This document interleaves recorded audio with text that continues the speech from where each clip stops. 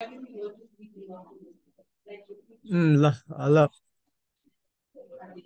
एम्बाको अनि कसले कुमिङ चाहिँ त्यौंसी श्रीजंगाज बायोग्राफी एन्ड कन्ट्रिब्युसन र कि कुमां भयो हम ध्यान पोखे अलगा चाहिँ सुकसुक पे तांबे मै जों गेलो wa ituang wa अलगा मु ala ani Indian yorik pan hati jureng wa ala tie ongsi bela चाहिँ ani togang yang ani agak suma suruh mang wa भने चाहिँ tie ongsi bela चाहिँ श्रीजङ्गा हाङले खुने लामङ लाम अङसिङा ट्याङबा होइन म चाहिँ उहाँको अवतारी हुँ श्रीजङ्गा हाङको भन्ने हिसाबले उहाँले चाहिँ आफ्नो नामको अगाडि तेयङसी भनेर राख्नु भएको हो यो हामीलाई थाहा छ किनभने अब उहाँले चाहिँ म उहाँको चाहिँ अवतारी भएको हुनाले उहाँले प्रयोग गर्नुभएको पुनरुत्थान गर्नुभएको लिपि चाहिँ याक्थुङ सकसकिन चाहिँ मैले फेरि रिभाइभ गरेको है लरि हुने चाहिँ कुमिङले तगाङ चाहिँ तेयङसी युखुबा हो कन्जेवा क्याङ कन पाना हेक मन तगि चाहिँ हुने पातुवा भाङकन कन सुम्ना कन क्यारेक तगि के सबै चाहिँ अनि इमान सिंह चेम्जोङ बोके ख्यान एगाङ चाहिँ अनि बिबी मुरिङ लारे हुने साप्तुबा साप्पन लाम गमु चत्तुङ बा गमु चाहिँ हुने चाहिँ थि साप्तङ आवेले याक्थुङ साप्ला यम्बारो हेन सिगाङ सकमा याक्लो हेल्ले अनि आहिङलो अनि हेल्ले आहिङलो लरिक चाहिँ उनीहरूले चाहिँ उहाँले चाहिँ त्यो लेख्नु भएको छ होइन लिम्बू जुन याकथुङको जुन साप्ला भनेपछि हामीले चाहिँ अब यहाँ साप्ला त किताबहरू अथवा पढ्ने कुरा हो भन्ने हिसाबले हो त्यो भने चाहिँ एकदम महान कुरा हो हामी त्यसमा हाम्रो प्राण भनेको हाम्रो त्यसैमा छ अथवा हाम्रो जीवन चाहिँ त्यसैमा छ त्यसैले हामीलाई बचाउँछ भन्ने उहाँको चाहिँ त्यो भनाइबाट चाहिँ म सुरु गर्छु यसबाट पनि हामीलाई थाहा हुन्छ उहाँको मेन कन्ट्रिब्युसन के हो केमा हो भन्ने कुरा चाहिँ हामीले यसले सहयोग के अरे बुझ्नलाई सहयोग गर्छ अनि अब हामीले यो उहाँको जन्मको कुराहरू बाबुआमाका कुराहरू यो सबै कुराहरू हामीलाई थाहा छ धेरैले हामीले सुनेका छौँ यसको डिटेल त तपाईँहरूले लेखमा पनि पढ्न सक्नुहुन्छ मैले पनि दुईवटा चाहिँ गुगलमा पाउने गरी नै मैले राखेको छु अरू बुक्सहरू पनि टन्नै नै छ हाम्रो जेआर सुब्बाजीले लेख्नु भएको छ त्यस्तै गरेर हाम्रो अर्को एकजना पालुङवा सरले पनि लेख्नु भएको छ त्यस्तै अरूले पनि थुप्रै लेख्नु भएको छ त्यो किताब त्यस्तै के अरे हाम्रो के अरे रमेश ढुङ्गेल प्राध्यापक डाक्टर रमेश ढुङ्गेलले पनि युकेको हडसन पेपरको स्टडी गरिसकेपछि उहाँले पनि उहाँको बारेमा लेख्नुभएको एकदम धेरै इङ्ग्लिस र नेपाली दुइटैमा लेख्नुभएको एकदम रिसर्च टाइपका लेखहरू छन् उहाँको बारेमा त्यसमा पनि तपाईँहरूले थाहा पाउन सक्नुहुन्छ र उहाँकै कुराको आधारमा हामीले उहाँ जन्मको कुरा अघि पनि आयो उहाँको अहिले हामी 321औँ जन्म जयन्ती हामी मनाइरहेका छौँ भन्नुको अर्थ उहाँ चाहिँ 1704मा उहाँ जन्मिनु भएको हो अथवा विक्रम सम्वतमा भन्ने हुन्छ 1771मा अनि अनि उहाँको नाम चाहिँ धेरै थियो भन्ने कुरा पनि हड्सन पाण्डुलिपि भोल्युम 73 र 88को आधारमा चाहिँ रमेश ढुङ्गेले नै उहाँले लेख्नु भएको छ यहाँ कलेक्सन गर्नुभएको छ उहाँले चाहिँ यहाँ जस्तै श्रीजङ्गा भयो श्रीजङ्गावा त्यसरी श्री चाङ्गावा होइन श्री चोम अथवा श्री चोङ श्री श्रीली जाङ्गाहाङ श्री याक्थुङहाङ होइन श्रीजङ्गा र अर्को चाहिँ रुपियाङ राय भनेर यो चाहिँ जयप्रकाश मल्ललाई लेखेको जुन एउटा पत्र छ त्यहाँ चाहिँ उहाँको यो नाम छ भनेपछि उहाँको एउटा व्यक्ति भए पनि उहाँको धेरै नामहरू छ भनेर यसबाट हामी थाहा पाउन सकिन्छ र उहाँको कन्ट्रिब्युसन चाहिँ इन्डेम्बा उहाँको भनाइबाट पनि हामी थाहा पाउँछौँ उहाँको सबभन्दा मेजर कन्ट्रिब्युसन चाहिँ भाषा लिपि साहित्यकै कुरा भयो त्यसमध्ये पनि अब एकदमै इम्पोर्टेन्ट रूपमा हेर्ने हो भने चाहिँ लिपिको कुरा हो अर्थात् लेखिए कुरासँग सम्बन्धित हो होइन त्यसमा चाहिँ अघि पनि हामीले उहाँको नामकै अगाडिको तेयङसीको कुरा पनि गरियो थ्याङ तेयङसी भेले चाहिँ कुनै चाहिँ श्रीजङ्गा हाङ जसले इन्ट्रोड्युस गर्नुभएको थियो होइन रिभाइभ गरेर इन्ट्रोड्युस गर्नुभएको थियो त्यो चाहिँ अब हामी त माराङ हाङसम्मको पुग्ने कुराहरू हुन्छ त्योभन्दा पूर्वको हिस्ट्रीहरू पनि छँदैछ तर माराङ हाङसँग जोडिएर त्योभन्दा पछि श्रीजङ्गा हाङले गर्नुभएको याम बकिन चाहिँ फेरि मैले चाहिँ रिभाइभ गरेको भन्ने अर्थमा उहाँले आफ्नो तेयङसी राख्नुभएको भन्ने कुरासँग अघि पनि हामीले कुरा गरिए मैले गरेँ र त्यो चाहिँ भाषा लिपि र साहित्यसँग जोडिने त्यसमा चाहिँ उहाँले पुनरुत्थान गर्ने मात्रै होइन प्रचार गर्ने पनि त्यो गर्नुभएको कुराहरू हामी भरे हाम्रो राजु आदाङबाले पनि प्रस्तुत गर्नुहुनेछ डिटेलमै त्यसमा र अर्को चाहिँ अब धर्म र संस्कृति त्योसँग जोडेर धर्म र संस्कृतिको संरक्षक र त्यसको चाहिँ एउटा प्रमोटरको रूपमा पनि हामी उहाँको चाहिँ कामलाई हामी त्यसरी हेर्न सक्छौँ। र अब यसमा चाहिँ अब नेपाल यता त्यतिखेर त अब नेपालको कुरा थिएन, लिम्बुवानको कुरा मात्रै थियो। लिम्बुवान किनभने अहिलेको नेपालको एक्जिस्टेन्स आइसकेको थिएन। र लिम्बुवानमा चाहिँ उहाँ आफ्नो विभिन्न ठाउँहरू गाउँहरूमा चाहिँ घुम्ने, पढाउने, लिपि भाषा साहित्य होइन संस्कृतिका कुराहरू धर्मका कुराहरू गर्ने गरि नै राख्नु भएको थियो। तर त्यही बेला सिक्किममा चाहिँ यो मैले यहाँ मन्दिरको यो गुम्बाको मैले यहाँ राखेको छु यो पिक्चर। त्यो गुम्बा चाहिँ सुरु भएर त्यहाँ चाहिँ अब विशेष गरेर याक्थुङहरूलाई चाहिँ विशेष गरेर बुद्ध धर्म, त्यस्तै गरेर चाहिँ मुदेम्बा पान होइन लिपिहरू चाहिँ सिकाउन थालेर यता याक्थुङको चाहिँ भाषा, त्यस्तै गरेर लिपि, इभन अब धर्म संस्कृति कुराहरू डाइभर्ट भएको भन्ने कुरा सुनिएपछि उहाँ आफ्नो छोराहरूमध्ये एकजना छोरासहित आफ्नो शिष्यहरू 8जना शिष्यहरू लिएर सुखिम पुग्नु भएको कुरा एकदम विस्तृत कुराहरू छ त्यसमा। कता कताबाट जानुभयो के भयो भन्ने कुराहरू छ। त्यहाँ चाहिँ किन जानुभयो भन्दाखेरि उहाँले चाहिँ त्यो चाहिँ अब धर्म परिवर्तनको कुराहरू, त्यस्तै गरेर चाहिँ भाषा लिपिको कुराहरूमा पनि चाहिँ अर्कैमा सिफ्ट भएको कुराहरू, याक्थुङहरू चाहिँ सिफ्ट भएको कुराहरू, त्यो राज्यले गर्दाखेरि भएको कुराहरू देखेर त्यसो चाहिँ त्यसबाट चाहिँ कसरी बचाउन सकिन्छ भन्ने हिसाबले उहाँले त्यो गर्नुभएको थियो। र उहाँ त्यहाँ पुगेपछि चाहिँ आफ्नो टिम, आफ्नो जुन जति पनि शिष्यहरू हुनुहुन्थ्यो उहाँहरूसँग चाहिँ उहाँले आफ्नै स्वधर्मको याक्थुङहरूले मान्ने जुन धर्म छ, संस्कृति छ, उनीहरूको भाषा छ होइन लिपि हो, त्यसको चाहिँ फेरि हामी चाहिँ आफ्नैमा फर्किनुपर्छ, आफ्नै चाहिँ हामीले बचाउनुपर्छ भनेर उहाँले सामाजिक जागरण ल्याउनु भयो। त्यसले चाहिँ के भयो भन्दाखेरि अब राज्यले नै त्यहाँ चाहिँ अब बुद्ध धर्म चाहिँ अब उता लोमेन चङसुमको आधारमा त तिनटैलाई समान रूपमा व्यवहार गर्ने भन्ने थियो।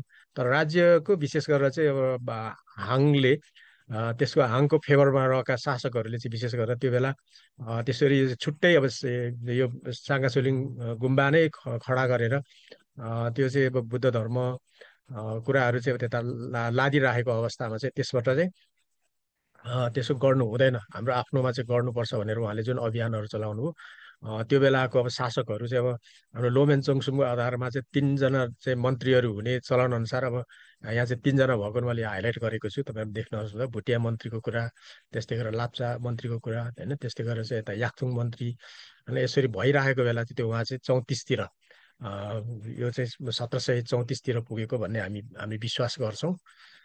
र र उहाँहरूको त्यो प्रयासले चाहिँ याक्थुङ जो त्यहाँनिर त्यो गुम्बामा पढ्नेहरू हुनुहुन्थ्यो उहाँहरू जान छोड्नु भएपछि, त्यस्तै गरेर बुद्ध धर्म जुन राज्यले लादिरहेको थियो त्यो चाहिँ उहाँहरूले चाहिँ मान्न छोडेपछि अथवा त्यसलाई व्यवस्था गरेपछि त्यहाँका शासकहरू र ठासाङ लामाहरूको जो टिम हुनुहुन्थ्यो उहाँहरूले चाहिँ उहाँहरूलाई अब त्यसबाट चाहिँ पछाडि फर्काउनुको धेरै प्रयासहरू गर्नुभयो। प्रयास गर्दा पनि सफल नभएपछि चाहिँ अनि अन्तिममा एकदमै त्यो क्रुर टाइपको उहाँको निर्णय निर्णय रह्यो। र त्यो निर्णयपछि चाहिँ उहाँले चाहिँ अहिले पनि श्रीजङ्गा फुकु भनेर भन्छौँ, त्यहाँ आश्रय लिइरहेको अवस्थामा उहाँहरूलाई चाहिँ घेरा हालेर आक्रमण गरेर होइन त्यसपछि चाहिँ उहाँहरूलाई चाहिँ विशेष गरेर कतिपय चाहिँ अब उहाँको शिष्यहरू खेदिए। त्यस्तै गरेर उहाँलाई चाहिँ विशेष गरेर श्रीजङ्गाले चाहिँ पक्रेर यो कालिज खोला र रेसी खोलाको दोभानमा चाहिँ मौवाको रुखमा चाहिँ बाँधेर उहाँलाई चाहिँ बाण हानेर, त्यो बेलाको हतियारहरू बाण हानेर बाण हानेर चाहिँ विषालु बाण हानेर हत्या गरियो भन्ने खालको जुन विश्वास छ, यो चाहिँ भरे हाम्रो राजु सरले एकदम विस्तृत रूपमा भन्नुहुनेछ जस्तो लाग्छ। र उहाँको शिष्यहरू चाहिँ अब धेरै ढङ्गले उहाँहरूलाई चाहिँ टाढो टाढोसम्म लखेड्दै मारेको कुराहरू त्यो पनि त्यो खालकोहरू पनि छ। त्यसमध्ये एकजनाको चाहिँ त्यो बेघाल जुन उहाँ एकजना शिष्य हुनुहुन्थ्यो उहाँको चाहिँ हेर्न अस्ति हामी पनि गएको थियौँ, म आफू पनि गएको थिएँ केही महिना अगाडि। त्यस्तै गरेर अरू बाँकीहरूलाई अब विभिन्न हिसाबले उहाँहरूलाई पनि त्यो हिसाबले चाहिँ मारिएको कुराहरू त्यो उहाँहरूले भरे विस्तृत रूपमा भन्नुहुनेछ। र उहाँको योगदान अथवा उहाँको विशेषताहरूको बारेमा चाहिँ मैले 2-3 जना 3-4जना लेखकहरूको चाहिँ कुरा चाहिँ मैले यहाँ राखेको छु। यसले चाहिँ हामीले अलिकति त्यो बुझ्नलाई संक्षेपमा सहयोग गर्छ होला भनेर। यहाँ चाहिँ अब जस्तै किराँत इतिहासकार इमान सिंह चेम्जोङले चाहिँ उहाँले चाहिँ लेख्नुभएको उहाँको यो किराँत साहित्यको इतिहासमा 2013कोमा लेख्नुभएको छ, याङओरकवासी किराँत पण्डितले आफै श्रीजङ्गाको अवतारी हुँ भनेको, श्रीजङ्गा हाङको भनेको है अवतारी हुँ भने गाउँ गाउँ प्रचार गर्दै सिक्किम देशका किराँती गाउँहरूमा पुगे भनेर उहाँले चाहिँ उहाँको चाहिँ अब थुप्रै धेरै विवरण लेख्नु भएको छ। श्रीजङ्घा हाङको जति धेरै विवरण त छैन। बिपी मृङलाले सबभन्दा धेरै विवरण चाहिँ श्रीजङ्घा हाङको छ, तर छोटोमा चाहिँ तेयङसीको छ। त्यसमध्येको यो मूल कुरा चाहिँ यो होला भनेर मैले चाहिँ यो कपी गरेको। यो हिसाबले उहाँले त्यसरी व्याख्या गर्नुभएको छ। यसमा पनि अब उहाँ चाहिँ हाङ तेयङसी भन्नुको अर्थ नै अवतारी भने हो। त्यही कुराहरू यहाँ प्रतिबिम्बित हुन्छ र उहाँले चाहिँ के गर्नु कहाँ कहाँ गर्नुभयो भन्ने कुरा पनि यसले चाहिँ प्रतिबिम्बित गर्छ। अर्को चाहिँ यो कृष्णलाल प्रकाश श्रेष्ठ भन्ने हुनुहुन्छ। उहाँ चाहिँ विशेष गरेर रसामा बसेर नेपाली साहित्यको बारेमा बढी अध्ययन गर्नुहुन्थ्यो। उहाँले चाहिँ पनि त्यही कुरा